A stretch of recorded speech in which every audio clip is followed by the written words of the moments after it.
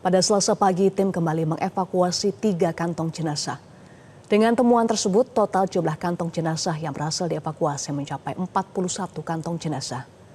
Dari jumlah itu, sebanyak 20 korban telah berhasil diidentifikasi oleh tim Disaster Victim Identification atau DVI. Sementara 60 korban lainnya masih dinyatakan hilang dan terus dalam proses pencarian. Untuk mempercepat proses evakuasi, tim menggunakan berbagai metode dan peralatan. Di antaranya anjing pelacak, alat berat, drone, dan mesin penyemprot air untuk membuka timbunan material longsor. Namun proses pencarian dihadapkan pada sejumlah kendala, terutama faktor cuaca. Jika hujan intensitas tinggi, proses evakuasi terpaksa dihentikan sementara demi menjaga keselamatan para personel tim gabungan.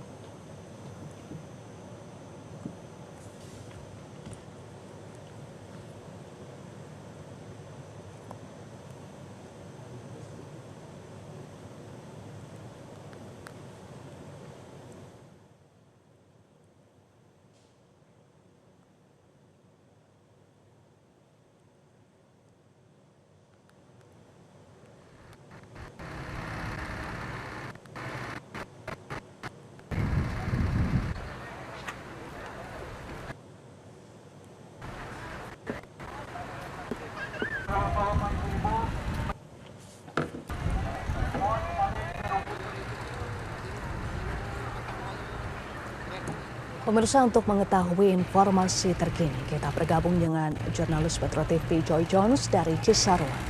Joy Jones, bagaimana perkembangan pencarian dan evakuasi korban hingga sore hari ini? Ya, Eva dan juga pemirsa, selamat sore. Update terkini dapat saya sampaikan bahwa baru saja pemirsa terdapat 1 kantong jenazah yang berhasil ditemukan kembali, sehingga kantong jenazah yang berhasil didapatkan pada hari ini, di hari keempat proses evakuasi, berjumlah 5 kantong jenazah, dan total kantong jenazah yang berhasil dievakuasi dari hari pertama hingga hari ini mencapai angka 43 kantong jenazah. Dan update terbaru yang kami dapatkan bahwa tim kepolisian telah berhasil mengidentifikasi sebanyak 30 korban meninggal dunia, sehingga hingga saat ini korban yang masih dalam proses pencarian berjumlah 50 orang korban jiwa yang hingga saat ini masih terus dilakukan pencarian oleh tim SAR gabungan. Pemirsa, bisa dilihat di layar kaca Anda bahwa alat berat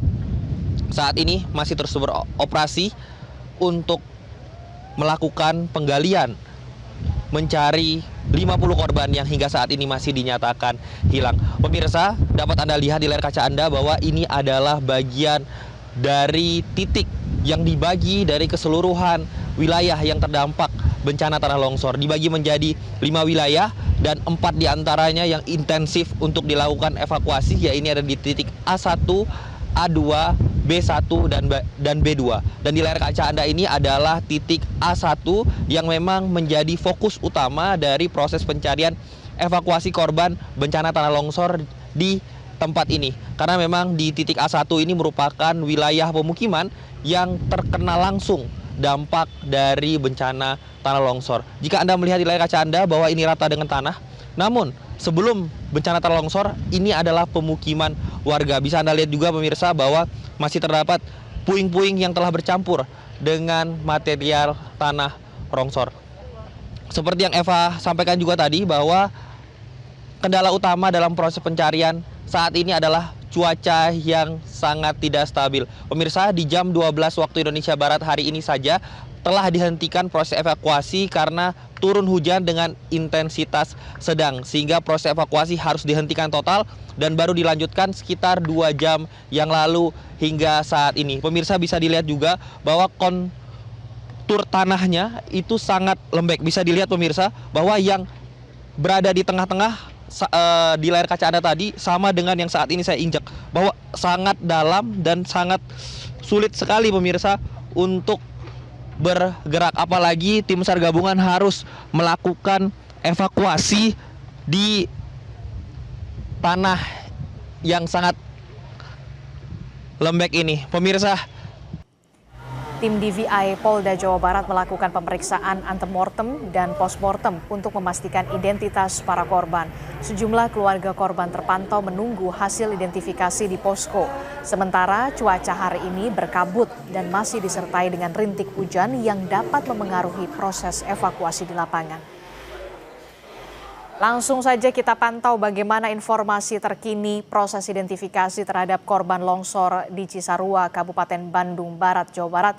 Kita tanyakan kepada jurnalis Kompas TV, sudah ada Mita Handayani. Sampai dengan hari ini yang sudah teridentifikasi itu ada 34 jenazah seperti itu. Dan dari data yang kami dapatkan untuk hari pertama sampai dengan hari keempat kemarin sudah ada 50 kantung jenazah yang dikirimkan dari titik longsor ke DVI Polda Jawa Barat. Dan untuk hari ini dari mulai pukul 8 sampai dengan sekarang belum ada kantong jenazah yang dikirimkan ke sini, mengingat untuk kondisi di lapangan atau titik pencarian sendiri itu masih terkendala dengan kondisi cuaca yang sejak dari subuh tadi itu masih terus hujan sampai dengan sekarang. Jadi sampai sekarang ini belum ada ditemukan atau diterimanya kantung jenazah dari titik pencarian di lapangan. Dan sampai dengan hari kemarin sudah 50 kantong jenazah yang dikirimkan, 34 tadi sudah saya informasikan sudah teridentifikasi dan 30 jenazah sudah dikembalikan kepada pihak keluarga.